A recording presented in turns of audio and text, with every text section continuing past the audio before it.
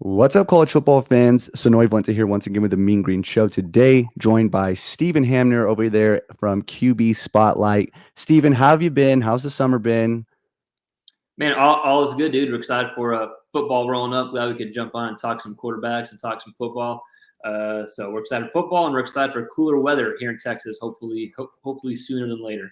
Yes, seriously. Thank God. So obviously, I know you've taken a bit of a hiatus from your YouTube and from your QB assessing and, traveling the world and whatnot. But now that your football's back, I'm hoping that you're going to make a bit of a comeback. But where can everybody find what it is that you do as far as keeping up with the college quarterback landscape? As far as the QB content we put out, QB Spotlight on Twitter is the only social media platform, I guess, that we use. We probably should have more, but we don't. And then we have a YouTube channel as well. We do more kind of like film breakdowns. Our Twitter is going to be geared more towards like kind of quick snippets and mostly G5 quarterbacks. And our YouTube would be a bit more broad as far as college football goes with other conferences and kind of breaking down different games, breaking down opponents. But anything related to the quarterback position, is fair game with us. It's something we love to talk about. But yeah, YouTube and Twitter is our main I guess, home bases, if you will.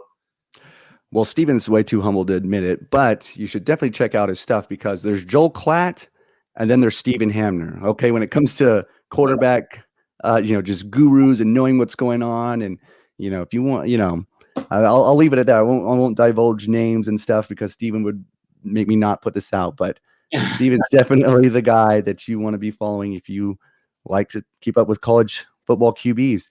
So anyway, this is about the third podcast I've done for this UNT UTEP game, and I know others have done them as well. I don't think there's ever been more coverage for a UNT UTEP game up to this point in history, not that I'm aware of anyway. So, but let's keep this thing going. I mean, it's Wednesday that we're filming this. We'll probably put this out Friday, the eve of the big game. There's a lot riding on this game for both teams, but obviously, I mean, the most important position in sports is quarterback, and UTEP has Gavin Hardison and UNT has Aune, and they've got some similar stats up to this point. But anyway, I want to kind of just get your take on Gavin Hardison first. And, what do you think that how do you think he makes the improvements needed this year?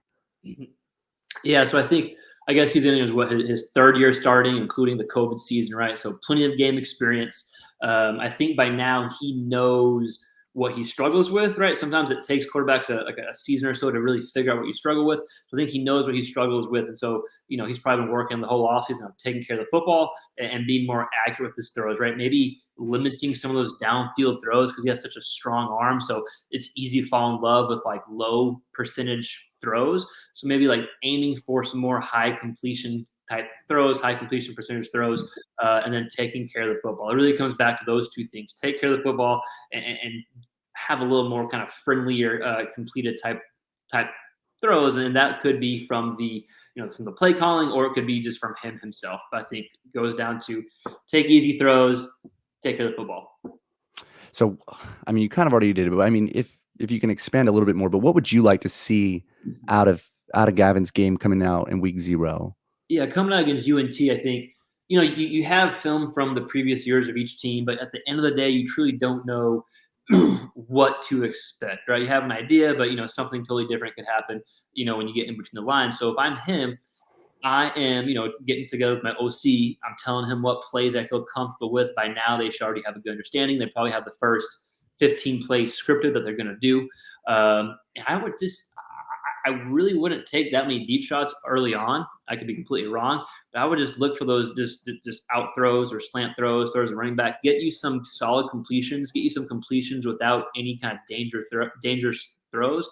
And then, mid game, you can kind of open up the offense and push it downfield. But I think getting your confidence going, take care of the football, and that usually comes from some easy throws, some underneath type throws. You all know he can push it downfield, but just taking your shots in a strategic manner as opposed to kind of right at the beginning of the game. Okay, so maybe like from like a middle school level or a high school level perspective. So what do you think would be a good strategy for UTEP to come out with as it pertains to getting, Hardison worked into the game? And again, it is week 0. There's, neither one of these teams get the privilege or the benefit, I guess you could say, as a warm-up game. I mean, this matters, and it's, they're pretty equally yoked opponents. So I know you kind of touched on it already, but how would you draw that up if you were were in the UTEP hat? Yeah, I get what you're saying. So let's give an example like what the first drive or two may look like. Ideally, run the ball with success, and have like third and short. Stay out of third and long. When you stay out of third and long, you can have those easy type throws.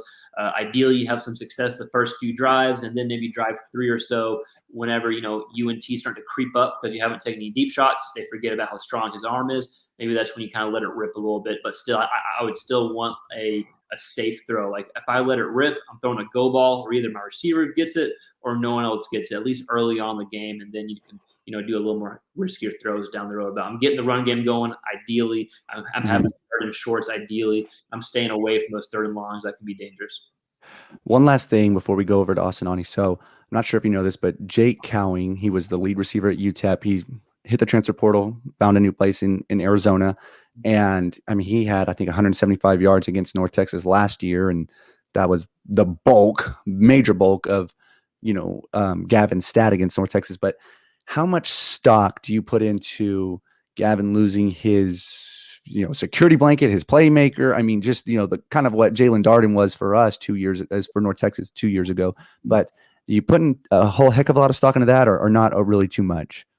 I would absolutely. I mean, I would put stock in, and you got to find a new receiver. There's only so many practice reps you can do to create, being on the same page. Once you get in the game, the bullets are firing, it's a little bit faster. So I would definitely put stock in that. But at the same time, doesn't mean that he hasn't found a guy and won't find a guy against UNT. Chances are he probably will. But at the same time, I do put stock in it. He's without his go-to receiver, and it may take some time to find a guy that you feel comfortable with. All right, so moving over to Aune. So how do you think Aune makes the improvements needed this year, taking that step forward? Yes, I think it's pretty similar with Hardison. Like as far as like the broad answer goes, he had 9 touchdowns, 9 picks last year, right? Not a great TD interception ratio. His completion percentage was it 50, 51? Yeah, I think it was like 52. Something like that. So those 2 areas have to be cleaned up, just like we said with Hardison. That completion percentage and UNT's offense to keep their guys on the field needs to be pushing 60, right? Or at least high 50s. You'd want mid 60s, but you would take high 50s or like pushing 60 to keep your offense on the field. And then, of course, take care of the football. A TD to interception ratio of 1-to-1 isn't something you really want to get comfortable with. And he knows that. He'd be the first person to probably tell you that, right? So very similar to Hardison. Get some easy throws and take care of the football. They're going to be your 2 kind of biggest room for improvements for Aune. So what would you like to see out of Aune in week 0? So similar but different at the same time with Hardison, because you want to get him comfortable. But I think with Aune, you take advantage of him being a pretty good athlete, right? He's not going to burn a corner, but he can beat a D into the edge. He can beat a linebacker. You saw it last year. He had several, pretty long runs, from design runs to just being able to scramble when he needs to. So if I'm the UNT play caller, I think getting him comfortable in the game doesn't mean you have to take short passes. For him, I think it means get him running a little bit, get him a hit, get him some success on the ground. You can kind of build that passing game on top of his ability to run. So he'll run, and he'll lower his shoulder on a safety, whether UNT fans want him to or not. But he just kind of has that mindset. So just kind of expounding on the strategy point. So if you've got the mean green hat on now in this hypothetical land, what kind of plays are you going to draw up for him to get him kind of? Are you going to obviously lean into the run game, which UNT has a pretty stocked running back room? Are you going to try to get the tight ends involved? Are you trying to keep it short? Are you trying to keep it medium? Are you going to try to let him launch it to mix it up? But what would you do there? Yeah, I'm probably doing a little bit similar to what we did with UTEP, but with Aune being more of a threat to run, and UNT probably using RPOs more than UTEP, right? Just because Aune can run. You probably got some options and flexibility in the play calling. You can be a bit more creative, but I'm definitely getting the run game going, ideally.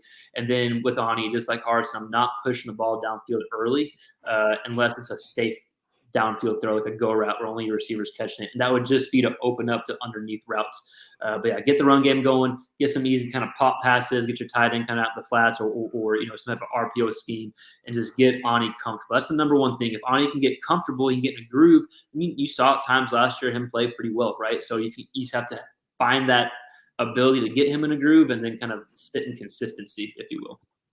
Okay, so one one last question about Aune specifically. So kind of opposite to UTEP situation where they're losing their lead receiver. UNT, they're returning their lead receiver, who is Roderick Burns, who was a walk-on who earned a scholarship last year, who really outperformed everyone's expectation. Again, you don't expect a walk-on to be your lead receiver. So he's returning. But part of the reason why he was that lead receiver is because we got just demolished by the injury bug, predominantly a little off the field issues with one receiver.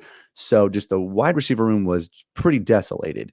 And we've got a lot of those guys back. We really hit the transfer portal hard from both angles. We've got P5 transfers that didn't work out at their Power 5. We also have D2 guys who performed well to come up, and just got a good mix of wide receiver transfers. So I guess what I'm trying to ask, are you giving any more like, he might make a half of click, improvement here in week 0 as opposed to what we've seen in the past, given the fact that he's got, more weapons and some of his weapons back, in his arsenal? Yeah, I definitely think you could. I think like with what you just described, if I have some talented guys in the receiving room in the receivers room, excuse me, then I'm probably trying to get the ball to them quick, whether it's some bubble screens or it's like a jailhouse screen or just some type of screen, get the ball out to them quick and let them do some damage. Hell, if Aune can throw a ball, 1 yard past line of scrimmage and the receiver take it 60, then it looks really good for his stats, and it obviously gets him kind of comfortable and it gets the receiver involved. So you can get some of those talented receivers involved, some easy throws, some screen throws that can help the quarterback look good. And I think it gets the receivers comfortable, but also gets Aune kind of settled in the game. So I think that absolutely could be something that they get going early in the game. All right, one last question. It's purely hypothetical because I know more than anybody you are not a gambling man, but let's say you were in this hypothetical world that we're talking about. This is almost a pick 'em. I think UNT at the time of filming this anyway is favored by like 1 point. Okay. And it's pretty neck and neck. You're a betting man. Who are you betting on for this game? Man, that's close. So I am a betting man, unfortunately, and I would shop around at your best bookie. I have 2, but last time I saw it was a pick 'em. This again, I'm probably staying away from personally, but I'm on a Mean Green show, so give me the Mean Green. I'll pick them or -1. All right. All right. Well, we'll see what happens. But hey, Stephen, thank you once again for jumping on. And, thank God we're back. I mean, football season is back. I know you and I are probably some of the most happiest around. So thank you so much. And we'll talk again soon. Sounds good, man.